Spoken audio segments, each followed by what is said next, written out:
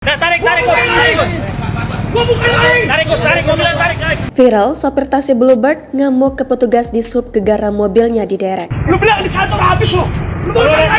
Tengah beredar sebuah video yang memperlihatkan seorang sopir taksi Bluebird mengamuk ke petugas di sub.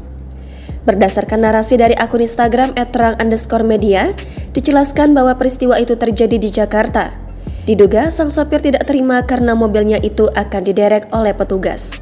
Terdengar dalam video tersebut, sang sopir menolak permintaan petugas dan berteriak bahwa ia bukan maling. Tarik. Kendati demikian, petugas di sub tetap menginstruksikan untuk menarik mobilnya. Tarik. Lu ngancam gua ya. Lu bilang di kantor habis lu. Lu ngancam gua. Lihat, Terlihat ada beberapa orang yang berusaha untuk meredam amarah sopir itu.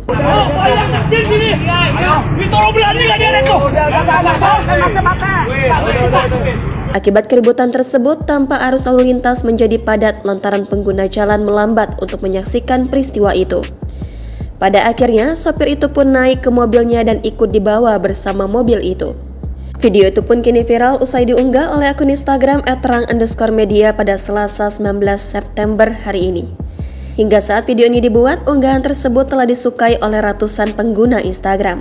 Warganet yang menyaksikan peristiwa itu pun turut meninggalkan komentar mereka.